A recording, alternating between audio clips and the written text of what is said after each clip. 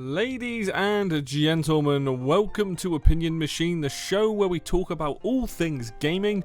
My name is Killjoy, and today we're going to be talking about Star Fox for the Nintendo Switch 2, the remake of Star Fox 64. Now, I am completely new to this game. I'd never played Star Fox 64, I never played the 3DS version, and so I finally decided, hey, you know, I should play this game that everybody's been talking about. And it's been a time. It was just an experience me playing it.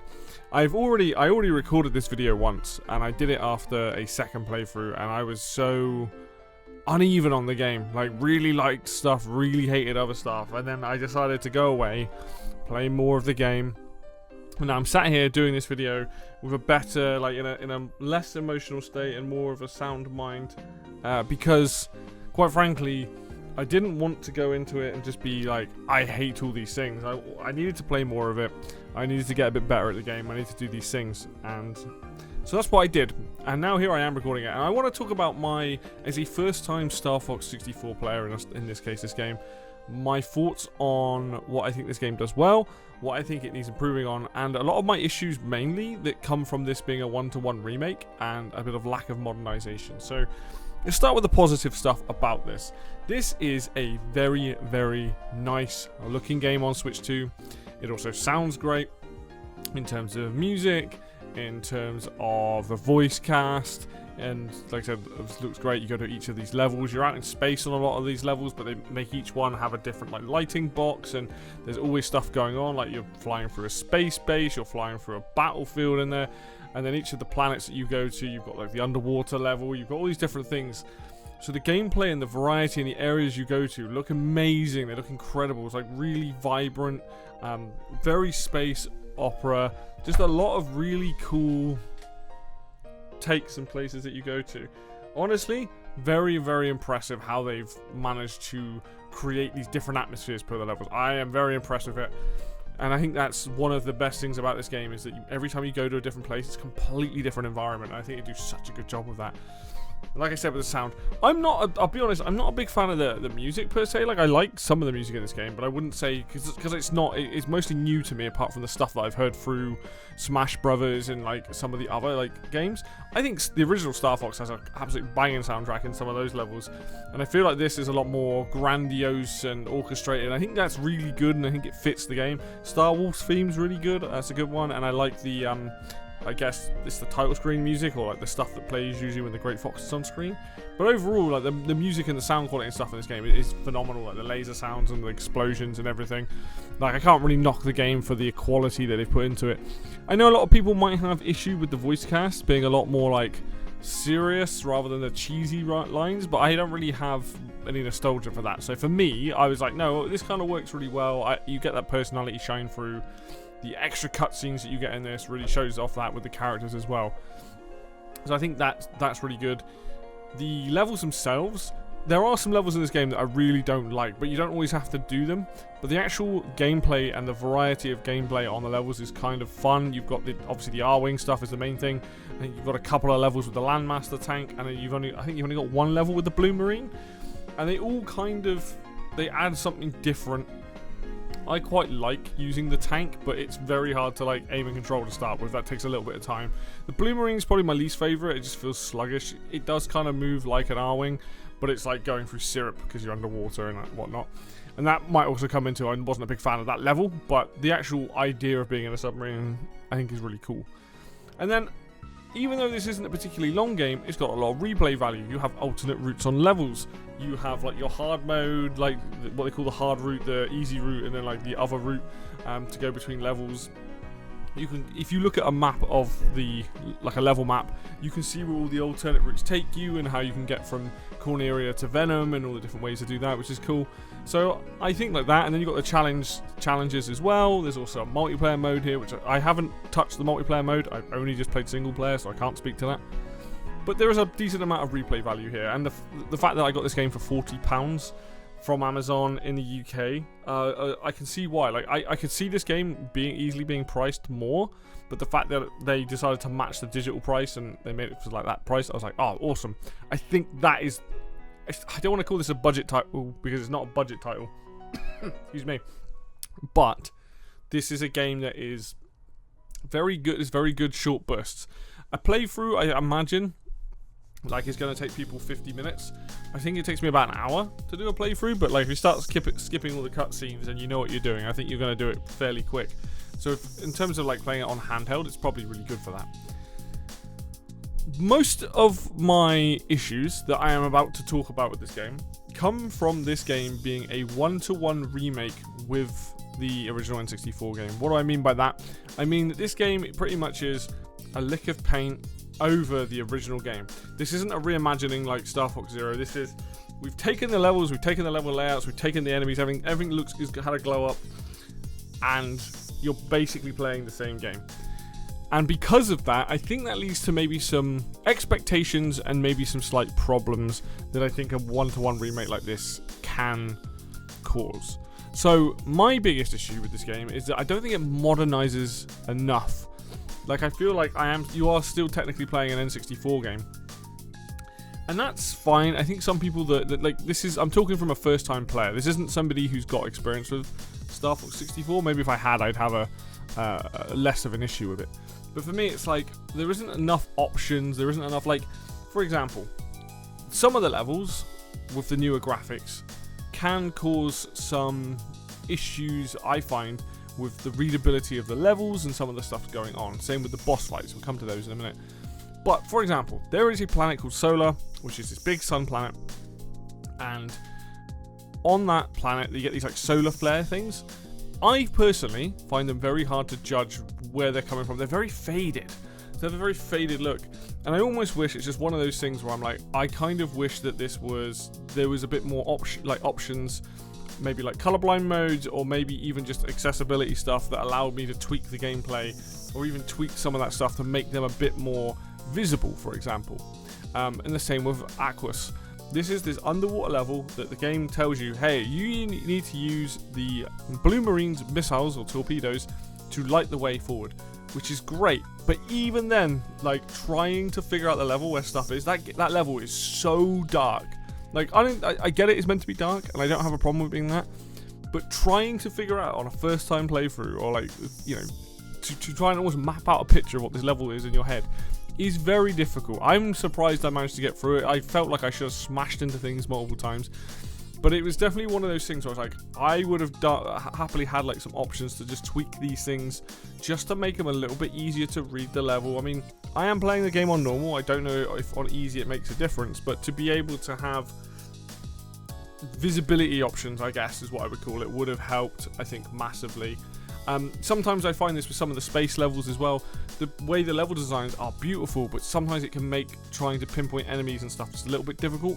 A lot of the time the enemies do seem to have bright blue, like, lasery or engines and things on them, so that's good, or they have like neon things on them, so for the most part it's not so bad. But there are definitely times where stuff sort of blends in with the background, and it can just be a little bit frustrating. It's not, again, these are issues that I'm saying that I kind of have, like visual issues that I have and that I struggle with, and it would just be nice to have some more options to adjust, like gamma, brightness, darkness, all that sort of stuff. Just stuff in the game to be able to like maybe tweak some of this to make it a little bit easier and just to increase that visibility and that readability of the stages.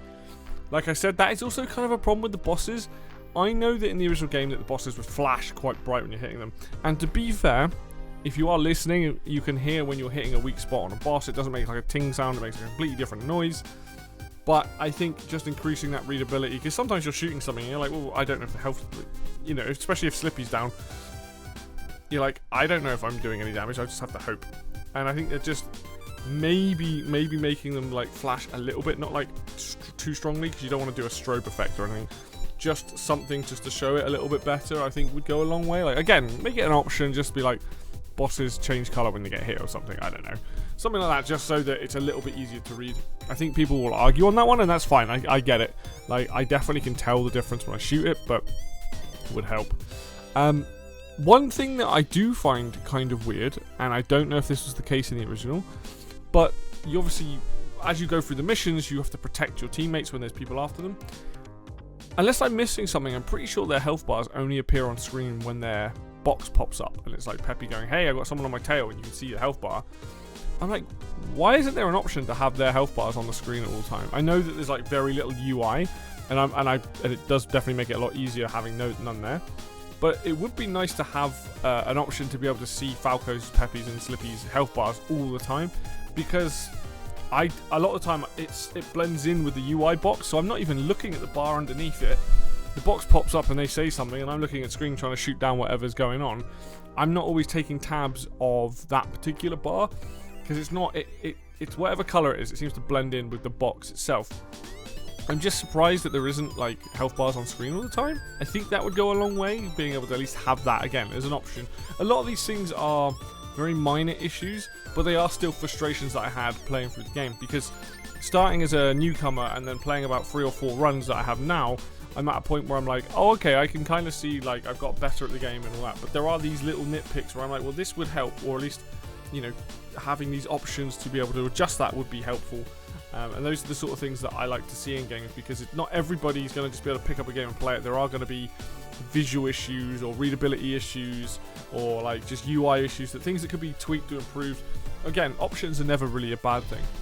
And the last thing that was kind of very frustrating to me, and I don't know if this is the same with the originals, I don't know if this is just something that happens with these levels. When you do your versus Star Wolf fights, you're in all-terrain mode, or all-range mode, sorry, and you fly around, you're in these dog fights, and that's cool on its own. But there are times when I've jumped into a fight, and my teammates have been downed straight away, or very, very fast. And there's other times when my teammates hardly get hit, and they end up downing or doing a lot of damage to Star Wolf. And it feels like there's no middle ground with it. It's usually one extreme or the other. A lot of the time doing it, like I find it hard anyway, those things. I mean, they're meant to be difficult, because that's the point. You're fighting, you're in a fight with other ace pilots, and I definitely struggled with it to start with. I kind of got a handle on it, and I didn't like the level layouts. I thought they were a bit of pain, but like, you know, got used to it. But what I didn't understand was this like randomness of these dogfights. It does happen in the levels. Sometimes your teammate will be like, I'm under attack, and you like try and take out the enemies and they're fine, and other times you feel like you do the same thing and they get shot down, and it's just odd. I don't know how that whole thing works. I know obviously they take damage and stuff, but definitely in the versus Star Wolf fights, that felt very, very frustrating. And lastly, it's mainly the last thing is just like boss attacks. Some of these bosses in the game, it's so hard to like. I know I understand it's a learning thing, but the boss attacks sometimes, like when you get to Andros at the end, he just swipes his hand across the screen. I have no idea if I meant to duck high, duck low, go to the left, go to the right. I still don't know now. And it's like one of those things, it would be nice to almost like know. And again, yeah, you learn from doing it in repetition, but I still don't know where the correct spot is to be when he does it. I just don't. And some of the other boss fights are like that, where there's I think it's called the Gorgon. It's got like 3 tentacle arms. It attacks so fast, and I know it goes where I think it hits where you are, or at least near to where you are. But again, trying to read that is kind of nuts. So it's a lot of things like that with Star Fox. I think the game itself is actually really fun. I think having a game that has this much replay value, different story elements, different characters, the alternate routes, and the cutscenes obviously help massively, I think lead to a really fun game with a lot of replay value. I just don't know if the remake of this has gone far enough to like improve on the game to the point where they thought of everything. Oh, we've got more visibility options. Oh, you know, we can you can have adjusted like some UI elements, like oh, you can have the health bars on screen or not, stuff like that. Really, I think it would go a long way in helping and making customizing your experience a little bit is always a good thing, right? Like even with the boss fights, I don't know what you would do there necessarily. Like I said, you can have them flash or change colors very slightly. In terms of their attacks, I think maybe on easy you could like have like an indicator or a zone or something. Maybe like something like that would help, but I think that might be going a bit too far, and I think people wouldn't like that. So for me, it's more just visibility and visual stuff that I would love to see some options added in to like adjust all that. I don't know if it will happen. I hope that you know, for the most part, people have had a good time and the game's done well enough for that to be happening. But I just kind of want to make people aware that I think some people are going to struggle with the visuals in some aspects. Just because the game is such a glow up, and I almost think playing the original might be easier because the graphics are going to look worse and they're going to be easier to find. But that's just my opinion on it. I'm not here to say that these problems are a problem with the game per se. These are more personal issues. Maybe I'm just getting older eyes or whatever, I don't know. I love to see like options and like things you can turn on and off in games and things that you can adjust to help improve one's experience, especially as it's primarily a single player game. But if you are interested in Star Fox, it's a cheaper price. It is a pretty solid experience. It's an on-rail shooter, so it's a little bit different to your usual games that you expect for Nintendo to put out. And it's, for a remake, it does a good job of like making these personalities for these characters, making them a bit more lovable. I think it's worth it, but it's kind of, your mileage is going to vary on a game like this because you need to play for it like 3-4 times, and then maybe you'll have most of the experience. And then you've got the challenge mode there if you want to do something like that. But that is going to do it for me today then, guys. Thank you so much for watching. As always, if you like the video, please hit the like button. That helps out a ton. If you want to see more content on like Star Fox or Switch 2 related content, then stick around, hit the subscribe button, and until next video, I will see you then.